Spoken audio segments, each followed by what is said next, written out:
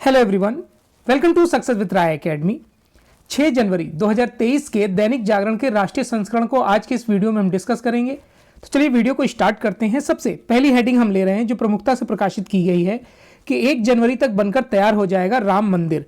अब ये राम मंदिर का जो फैसला है वो 9 नवंबर 2019 को सुप्रीम कोर्ट के 5 सदस्यों की बेंच ने सुनाया था। लगभग ये मामला 100 साल पुराना था, जिसमें अयोध्या में राम जन्मभूमि पर मंदिर का निर्माण नहीं हो पा रहा था। एक पक्ष था बाबरी मस्जिद का और एक पक्ष था अयोध्या मंदिर का। हालांकि फैसला हिंदुओं के पक्ष में आया और अब जो केंद्र सरकार है वो इसे 1 जनवरी 2024 तक कंप्लीट करने की बात कह चुकी है। कल इस पर गृह मंत्री जो अमित शाह हैं, उन्होंने दक्षिण त्रिपुरा जिले के सबरूम में एक जनसभा को संबोधित करते हुए ये बात बोली कि जो विपक्षी दल हैं, जैसे उन्होंने नाम भी लिया कांग्रेस हो गई या माकपा हो गई, उन्होंने कभी भी इस मंदिर की तरफ ध्यान नहीं दिया। उन्होंने हमेशा चाहा कि ये मंदिर ना बन पाए, इस पर कभी भी उन्होंने जोर नहीं दिखाया। और उन्होंने राहुल गांधी को भी कोट किया यहाँ पर। उन्होंने बोला कि राहुल बाबा को भी ये बात सुननी चाहिए कि जनवरी 2024 में मंदिर बनकर तैयार हो जाएगा। और आगे उन्होंने ये बताया कि जो अयोध्या है, धर्म नगरी अयोध्या है, वो एक पर्यटन स्थल के रूप में उभरेगा, जिसको हम सबको एक विजन के तौर पर देखना चाहिए।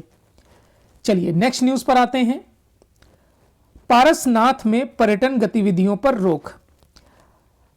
अब देखिए जो पारसनाथ है वहां पर क्या हो रहा था कि ये देखिए, सबसे पहले तो आप ये जान लीजिए कि जैन धर्म के लिए ये बहुत ही महत्वपूर्ण और धार्मिक दृष्टिकोण से एक पूजनीय स्थान है। पारसनाथ जो है वो 23वें जैन तीर्थकर थे, जिनके नाम पर ये सम्मेद शिखर रखा गया है। सम्मेद शिखर भी मतलब इसे बोला जाता है। और वे 23वें तीर्थकर थे और यहाँ पर लगभग 20 जैन तीर्थकरों ने मोक्ष की प्राप्ति करी है। ये झारखंड के गिरिडीह जिले में स्थित है। और फैसला 21 दिसंबर को एक फैसला ये आया था कि यहाँ पर पर्यटन को बढ़ावा देने के लिए होटल्स, बार, रेस्टोरेंट इत्यादि का निर्माण किया जाएगा। इसके बाद पूरा जो जैन समुदाय है वो एकजुट हो गया और उन्होंने कई मार्च निकाले, अपना विरोध प्रदर्शन जताया, जिस पर केंद्र सरकार ने भी संज्ञान लिया। और जैन समुदाय के विरोध को देखते हुए, ध्यान में रखते हुए उन्होंने, यानी कि केंद्र सरकार ने जो झारखंड सरकार है उसको पत्र लिखकर तीर्थ स्थल की पवित्रता को बरकरार रखने और पर्वत क्षेत्र पर मांस, मदिरा और शराब की बिक्री व सेवन पर पूर्ण प्रतिबंध लगाने का निर्देश दिया। गुरुवार को भारत सरकार के वन महानिरीक्षक रोहित तिवारी की ओर से झारखंड के वन एवं पर्यावरण विभाग के अपर मुख्य सचिव एल खिंग्याते को भेजे गए पत्र में भी साफ तौर पर लिखा गया कि यहाँ पर किसी तरीके का कोई निर्माण नहीं होगा।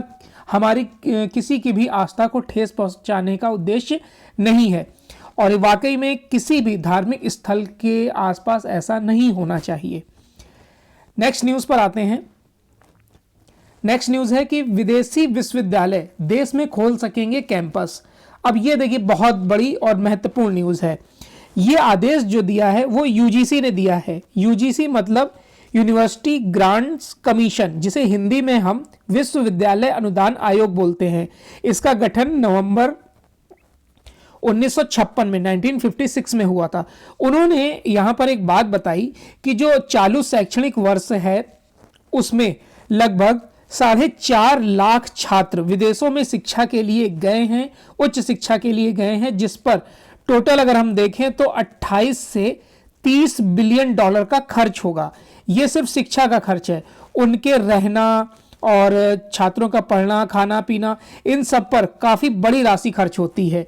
तो इसको ही ध्यान में रखते हुए, क्योंकि हर कोई इसको अफोर्ड नहीं कर सकता था, तो इसको ध्यान में रखते हुए यूजीसी ने एक फैसला लिया कि क्यों ना हम जो बाहर की यूनिवर्सिटियां हैं उनको आमंत्रित करें भारत में अपना कैंपस ओपन करने के लिए। उसके तहत ही ये फैसला लिया गया है। अब इसमें यह फैसला भी लिया गया है, महत्वपूर्ण है, ध्यान से सुनिएगा, कि जो भी विश्व की टॉप 500 यूनिवर्सिटियां हैं विदेश की, वो ही अप्लाई कर सकती हैं या फिर यूनिवर्सिटी को कैंपस को ओपन कर सकती हैं भारत में। अगर मान लीजिए कोई ब्रिटेन की यूनिवर्सिटी 501वें नंबर पर है तो वो इसके लिए एलिजिबल नहीं है, वो जो कैंपस है ओपन नहीं कर सकता है। इसमें यहाँ पर यह भी बताया गया है, जो चेयरमैन हैं एम जगदीश कुमार यूजीसी के, उन्होंने बताया है कि इसके लिए विदेशी उच्च शिक्षण संस्थानों को अनुदान आयोग द्वारा यानी विश्वविद्यालय अनुदान आयोग द्वारा सहमति दी गई है, अनुमति दी गई है और ये 10 साल के लिए दी जाएगी। प्रत्येक यूनिवर्सिटी को ये अनुमति 10 साल के लिए दी जाएगी। प्रदर्शन के आधार पर अनुमति को आगे जारी रखा जाएगा, उसे बढ़ाया जाएगा। इस बीच यूजीसी जितनी भी संस्थाएं होंगी उनकी गुणवत्ता, कामकाज और गतिविधियों पर पैनी नजर रखेगी। किसी भी गड़बड़ी पर भारी जुर्माना सहित अनुमति वापस भी ली जा सकती है और ये सारा फैसला लिया गया है नई शिक्षा नीति की सिफारिश के बाद। नई शिक्षा नीति के बाद यूजीसी ने इस दिशा में कदम उठाया है। इन संस्थानों को शैक्षणिक गुणवत्ता के मानकों को पूरा भी करना होगा, इसकी लगातार समीक्षा होगी। यूजीसी इन संस्थानों का औचक निरीक्षण भी कर सकेगा। इन संस्थानों को भारतीय कानूनों को मानना होगा और फेमा से जुड़े नियमों का पालन भी जरूर करना होगा। तो ये एक अच्छा डिसीजन है।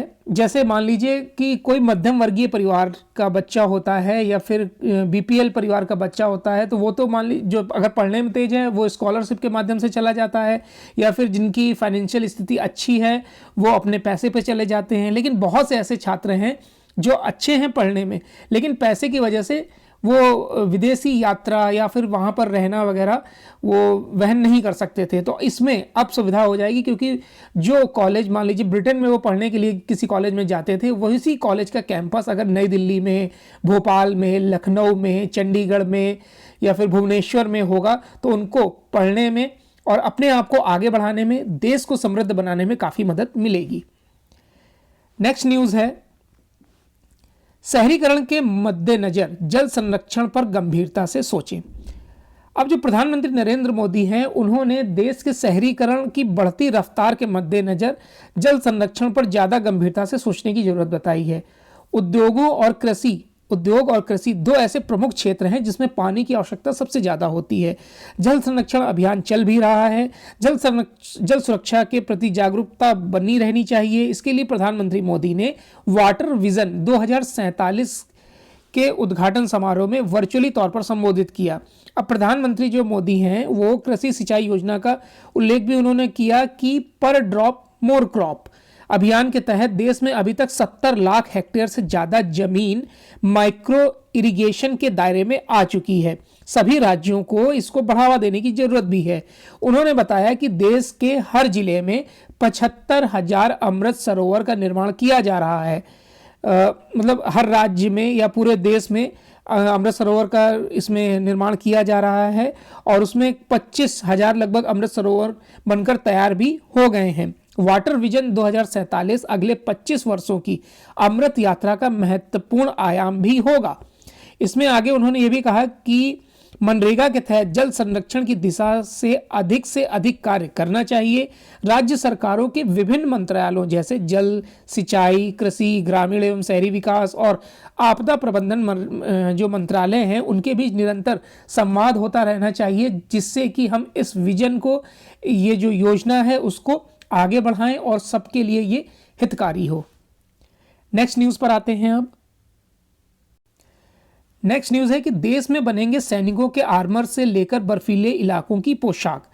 अब तक देश में सैनिकों के लिए जो बर्फीले इलाके के पोशाक निर्माण इत्यादि पर फोकस उतना नहीं किया जाता था। बाहर से आयात कर लिया जाता था या फिर उसका जो रॉ मटेरियल है उसको आयात कर लिया जाता था। लेकिन अब आइटम टेक्निकल टेक्सटाइल के तहत आते हैं, जो उनको आगे इस क्षेत्र में बढ़ावा दिया जाएगा।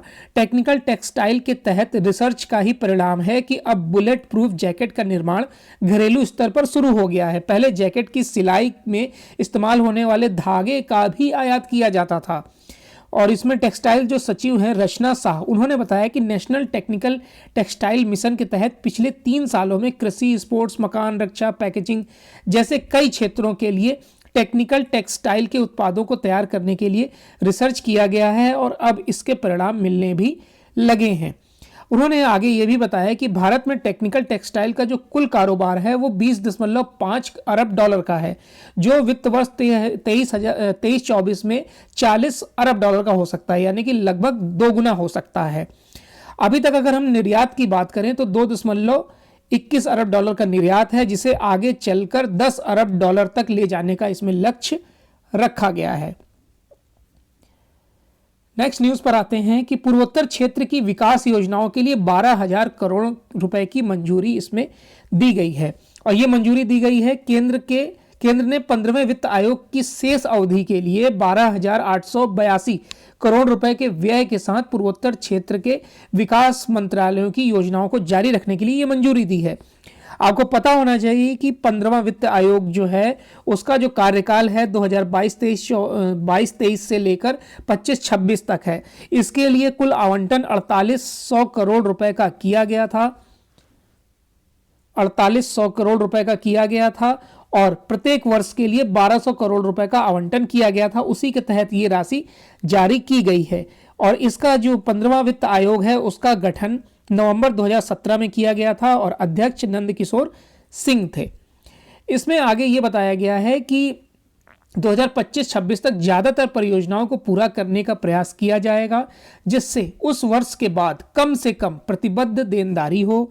व्यय वित्त समिति की सिफारिशों के आधार पर पूर्वोत्तर विशेष बुनियादी ढांचा योजना के लिए व्यय जो है वो 8,139 करोड़ रुपए होगा। नेक्स्ट न्यूज पर आते हैं। चीन से अच्छे रिश्तों के लिए सीमा पर शांति जरूरी है, ये बोला है भारत ने। और भारत की तरफ से किसने बोला है? विदेश मंत्रालय के प्रवक्ता अरिंदम बागची ने बोला है। मीडिया को वो ब्रीफ कर रहे थे तो उनसे एक क्वेश्चन पूछा गया। क्वेश्चन किस लिए पूछा गया? क्योंकि जो चीन के नए विदेश मंत्री हैं किन गैंग, उन्होंने एक बयान दिया था जिसमें उन्होंने कहा था कि दोनों पक्ष LAC पर गतिरोध के मद्देनजर हालात को ठीक करने के इच्छुक हैं। बागची ने कहा कि LAC पर शांति के लिए द्विपक्षीय समझौतों का पालन और सीमा पर यथास्थिति बदलने के एक तरफा प्रयासों से बचना चाहिए। यानी उन्होंने चाइना को आईना दिखाया और उन्होंने बोला कि जो चीन है वो हमेशा से जो लाइन ऑफ एक्चुअल कंट्रोल है LAC उसको हमेशा से बढ़ाने की कोशिश करता है, यानी भारत की तरफ ढकेलने की कोशिश करता है, और यानी वो अपना एरिया बढ़ाने की कोशिश करता है, या फिर वो अरुणाचल प्रदेश के कई हिस्सों को अपना क्षेत्र बताता है। इन सब चीज़ से चाइना को बचना चाहिए। अगर वो इन सब चीज़ों में उदारता दिखाता है, अपना सही दिमाग इस्तेमाल करता है, सैन्य के जमावड़े को अपने बॉर्डर पर नहीं लगाता है, तो ही भारत द्विपक्षीय वार्ता के लिए तैयार है और संबंध मधुर हो सकते हैं। आपको पता होना चाहिए कि जो भारत और चाइना के बीच LAC का समझौता है उसके तहत 5 किलोमीटर के दायरे में कोई भी सैनिक हथियार के साथ गश्त नहीं कर सकता है, और कोई भी जो वार्ता होगी वो कमांडर स्तर की वार्ता होगी, ना कि सैन्य अधिकारियों के स्तर की होगी। तो ये भी इसमें महत्वपूर्ण बातें हैं। उसके बाद हम आते हैं नेक्स्ट न्यूज़ पर कि समुद्र की गहराइयों में छिपे रहस्य का पता लगाएगा भारत समुद्रयान। अब ये भारत समुद्रयान क्या है? देखिए, ये जो स्वदेशी जहाज समुद्रयान है ये 3 सागर यात्रियों को लेकर समुद्र के अंदर जाएगा, 500 मीटर गहराई में जाएगा और ये चेन्नई में national institute of ocean technology के इंजीनियरों ने इसको डिजाइन किया है। ये पूरा गोल है और स्टील का बना हुआ है। हालांकि इसमें पहले इसको लगभग 6,000 मीटर तक अंदर भेजे जाने की बात बताई जा रही थी, लेकिन इसमें यह बताया गया कि जो समुद्रयान है उसको 6,000 मीटर की गहराई तक भेजे जाने की योजना थी, लेकिन दबाव झेलने में सक्षम टाइटेनियम की खरीद में परेशानी होने की वजह से इसमें देर हो गई। नेक्स्ट न्यूज़ है, हिंद प्रशांत क्षेत्र में नौसेना के बीच सहयोग प्रगाढ़ करेंगे भारत और फ्रांस। अब जो हिंद प्रशांत क्षेत्र है उसमें भारत और फ्रांस ही नहीं, Bharat Japan, Bharat Australia, Bharat America, ऐसे कई देश हैं जो हिंद प्रशांत क्षेत्र पर चीन के दबदबे को कम करना चाहते हैं। चीन हमेशा से ही इस क्षेत्र पर अपना दबदबा दिखाता है, नौसैनिक पोत भेजता है और दूसरे देशों की नौकाओं को टारगेट करता है। इसको लेकर कई देश, भारत क्वाड संगठन तक बन गया इसके लिए, और उसके बाद अब भारत और फ्रांस भी इस पर संयुक्त बैठक कर रहे हैं। भारत और फ्रांस के बीच जो हिंद प्रशांत क्षेत्र में नौसेनाओं के बीच गहरे संपर्क स्थापित करने के लिए ये बैठक की गई है।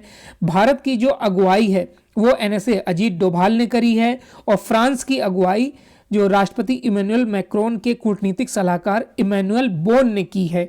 बोन G20 के लिए फ्रांस की तरफ से लीड कर रहे हैं। दोनों तरफ से रणनीतिक बातें हुई, बहुपक्षीय मुद्दों और रक्षा सहयोग से जुड़े अहम मुद्दों पर बातचीत की गई है। यूक्रेन में जो युद्ध की स्थिति बनी हुई है उस पर भी बात की गई और जो युद्ध विमान राफेल है उसको भी लेकर बातचीत हुई है। इस बारे में फ्रांस के मीडिया ने भी कई खबरें प्रकाशित की हैं। फ्रांस की तरफ से बताया गया है कि रणनीतिक स्वायत्तता बरकरार रखते हुए दोनों देशों के बीच यह सहमति बनी है कि द्विपक्षीय रक्षा व सुरक्षा सहयोग को और प्रगाढ़ बनाया जाना चाहिए। इस वर्ष फ्रांस की तरफ से यह भारत का पहला उच्च स्तरीय दौरा भी है। फ्रांस ने हाल ही में हिंद प्रशांत क्षेत्र के लिए रणनीति की घोषणा की है। इसमें उसने भारत को एक अहम साझेदार बनाया है। अब आपको पता होना चाहिए कि भारत और फ्रांस के बीच कौन कौन से युद्धाभ्यास होते हैं। गरुड़ युद्धाभ्यास जो है वो भारत और फ्रांस की वायुसेना के मध्य होता है, ये आपको पता होना चाहिए। और वहीं पर जो शक्ति युद्धाभ्यास है फ्रांस और भारत की सैन्य सेनाओं के बीच होता है। नेक्स्ट न्यूज पर आते हैं। G20 सम्मेलन में डिजिटल हेल्थ की उपलब्धियों को प्रदर्शित करेगा भारत। देखिए, G20 की अध्यक्षता के दौरान स्वास्थ्य को लेकर होने वाली अहम बैठक में भारत डिजिटल हेल्थ के क्षेत्र में अपनी उपलब्धियों को प्रदर्शित करेगा। ये जो बैठक है यानी कि डिजिटल हेल्थ को लेकर जो बैठक है वो 17 से 19 अप्रैल के मध्य गोवा में होगी, जिसको भारत ने डिजिटल हेल्थ के नाम दिया है। केंद्रीय जो स्वास्थ्य मंत्री हैं मनसुख मांडविया ने कहा कि भारत डिजिटल हेल्थ के क्षेत्र में पूरी दुनिया का नेतृत्व करने की स्थिति में है। उन्होंने बताया कि कोरोना काल में जिस तरीके से जो इंफ्रास्ट्रक्चर है हेल्थ का वो पूरा चरमरा गया था, उसको सुदृढ़ किया गया। दूसरी लहर में ई-संजीवनी पोर्टल लॉन्च किया गया जिस पर 8.9 करोड़ लोगों को चिकित्सीय परामर्श दिया जा चुका है। इसमें दूर दराज के गांवों को सस्ती और स्तरीय सेवाएं प्रदान की गई। इसमें एक एवरेज भी निकाला गया कि जो टेली माध्यम से यानी कि वीडियो कॉल के माध्यम से उपचार लिया गया तो 24 किलोमीटर की औसत दूरी कम हो गई। यानी कि जो ग्रामीण इलाके हैं वहां के लोग 50 किलोमीटर तक, 40 किलोमीटर तक या 70 किलोमीटर तक जाते हैं उपचार कराने के लिए, लेकिन वही परामर्श उनको ई-संजीवनी पोर्टल पर मिल गया वीडियो कॉन्फ्रेंसिंग के माध्यम से। तो 24 किलोमीटर की औसत दूरी घटी और 1000 करोड़ रुपए की इसमें बचत भी रही है। इसके ही साथ मरीजों को विशेषज्ञों डॉक्टरों की सलाह भी मिली। इसमें आगे ये बताया गया कि G20 की जो डिजिटल हेल्थ मीटिंग होने वाली है इसमें सबसे ज्यादा गरीब देशों को और विकासशील देशों को फायदा मिलेगा। ई संजीवनी पोर्टल की खूबियों के साथ ही भारत डिजिटल हेल्थ मिशन को कोविन प्लेटफॉर्म जैसी डिजिटल सेवाओं को भी प्रदर्शित इसमें किया जाएगा। डिजिटल हेल्थ के साथ भारत कोरोना महामारी से सीख लेते हुए भविष्य के लिए ज्यादा कारगर वैश्विक फ्रेमवर्क तैयार करने की कोशिश करेगा। चलिए नेक्स्ट न्यूज पर आते हैं। अब नेक्स्ट न्यूज है बिजनेस पेज से। बिजनेस पेज में पहली न्यूज है भारत का डिजिटल परिवर्तन प्रेरणादायक।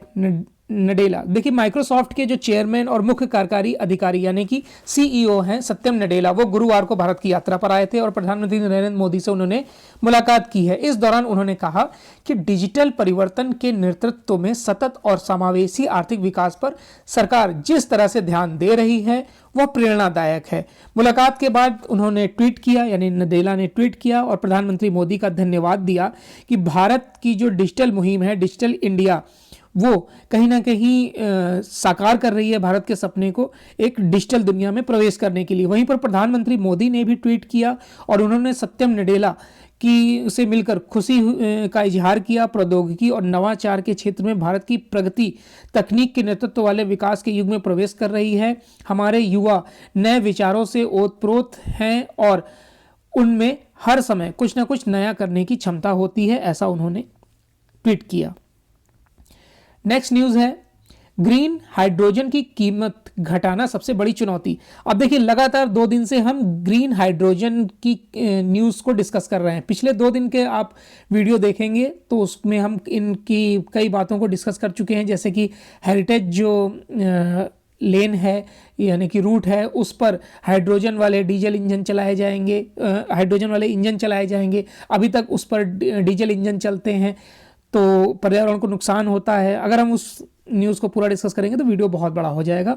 आप पिछले 2 दिन की वीडियो देख लीजिएगा, वो काफ़ी विस्तार से उसमें बताया गया है। यहाँ पर जो हमारे बिजली और नवीन व नवीकरणीय ऊर्जा मंत्री हैं आर.के. सिंह, उन्होंने बताया कि जो ग्रीन हाइड्रोजन की मौजूदा कीमत है वो 300 से 400 रुपये प्रति किलो है, जिसे हम 2030 तक 100 रुपये प्रति किलो करना चाहते हैं।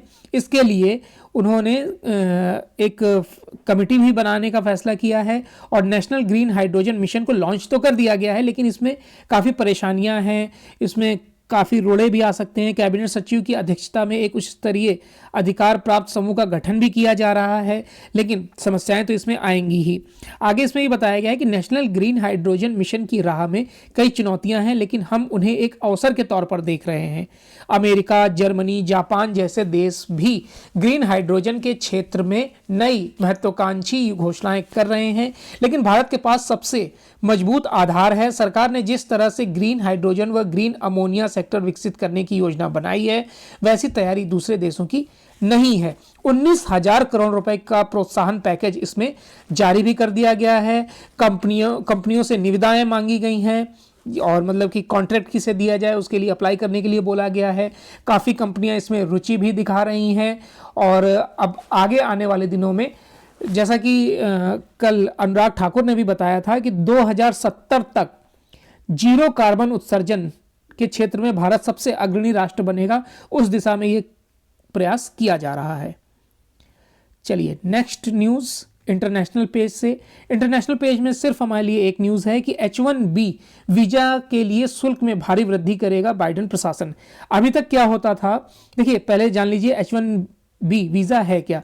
जो कामगार व्यक्ति हैं, यानी कि प्रोफेशनल व्यक्ति हैं, मान लीजिए किसी ने उच्च शिक्षा ग्रहण कर रखी है, B.Tech, M.Tech, MBA कर रखा है, तो वो नौकरी की तलाश में या नौकरी के लिए जब विदेश जाता है उसके लिए H1B वीज़ा जारी किया जाता है अमेरिका द्वारा, भारत के लिए ही नहीं किसी भी देश के लिए। तो उसमें अब क्या होता, जो एडवाइजरी जारी करी गई है उसमें बोला गया है कि जो फीस बढ़ाई गई है उसके लिए 60 दिन का समय दिया गया है कि उस पर आपत्तियां दीजिए। अगर कोई आपत्ति नहीं आती है या फिर आपत्ति समझ में नहीं आती है तो ये लागू कर दिया जाएगा।